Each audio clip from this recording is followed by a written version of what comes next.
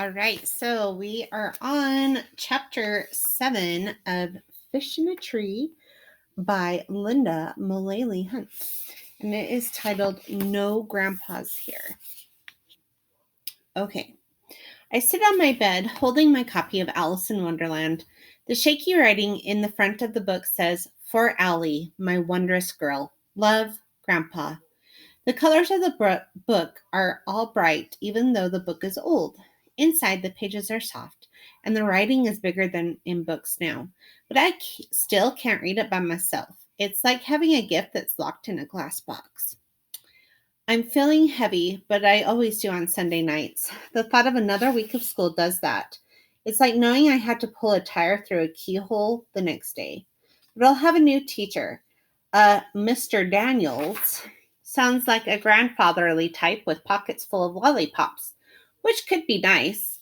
I'm hoping he'll spend a lot of time straightening his bow tie and telling us about the good old days and not giving us much work. When I show up, I find that Mr. Daniels is no grandfather.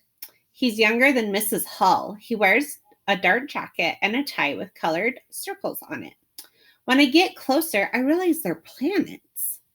Most of the kids are gathered around him. I throw my stuff in the closet and walk over. He says, "My very excellent mother just served us nachos," and claims it is an easy way to memorize the planets in order from the sun. Albert, whose hair reminds me of a bird's nest, stands nearby. I feel bad for Pluto. I look over and my eyes are pulled to the bruises on his arms. Pluto was a planet all those years, and then someone just decided it wasn't anymore. Too small, too far away, orbit not just right. I don't really think Pluto cares, Albert, I mumble. He sits in his chair and says, "Well, I do." I feel bad for him and want to ask him about the marks. He is big and clunky, but not fat. The kind of size where others would usually leave him alone. I pull out my chair and sit down. Okay, I tell myself, I'm going to do better. I'm going to work harder.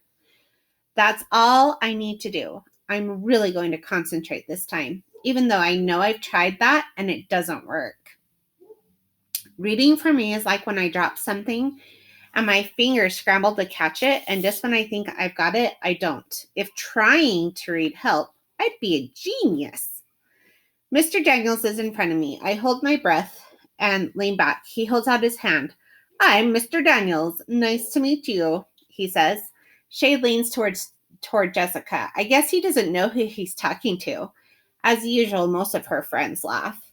"Hey," Mr. Daniels says, turning to her. "That isn't cool. We don't do that in here," which wipes the smile off Shay's face. Then he turns back to me. "What's your name?" "Allie Nickerson," I answer, so softly that even I can barely hear myself. "Well, are you going to shake my hand, Allie Nickerson?" he asks. "I don't bite on Mondays." Great, just what I need. A funny guy for a teacher. I take his hand, but only for a second. My mind is already spinning off, wondering what terrible things Mrs. Silver has told him. The plans they've made for me. I see myself wrapped in rope and lying on train tracks, just like in Grandpa's old black and white silent movies.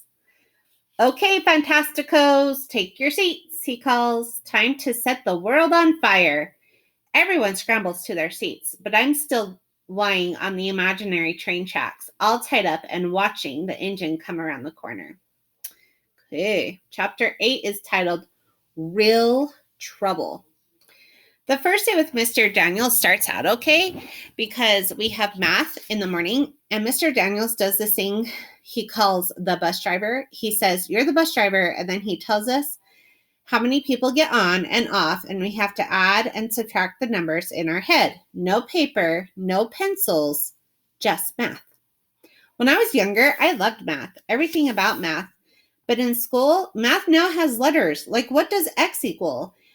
There are also long stories with characters, and although the story is supposed to end with some number, all the words block my path to getting there.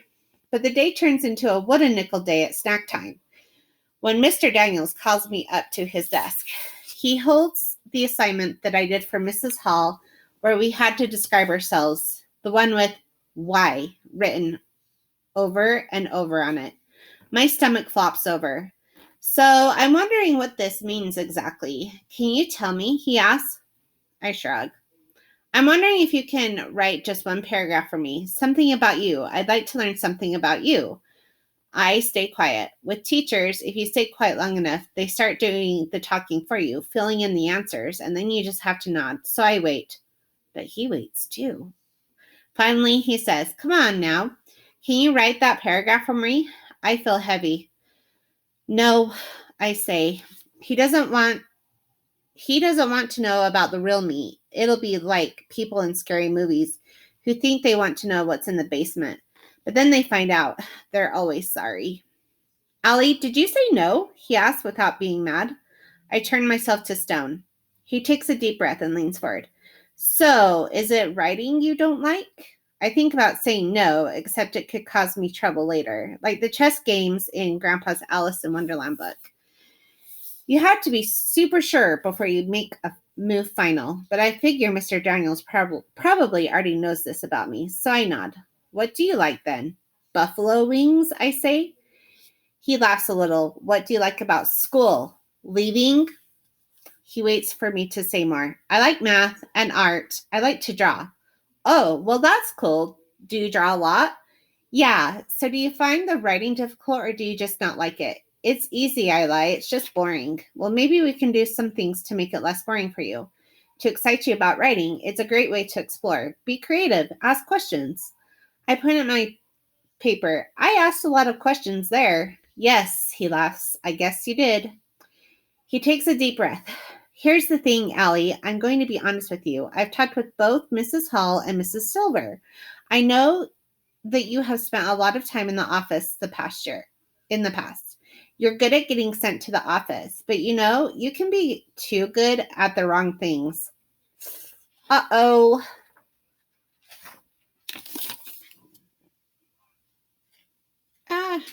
Pages are stuck. Okay. I just want you to know that I'm going to try really hard not to send you to the office. If we have something to deal with, you and I will deal with it together. He winks. What happens in room 206 stays in room 206. What?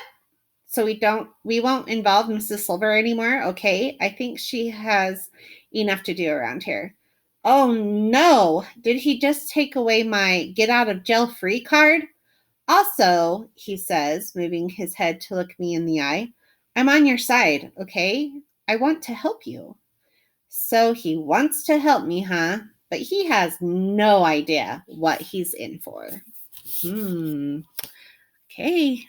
Join us tomorrow for chapters 9 and 10.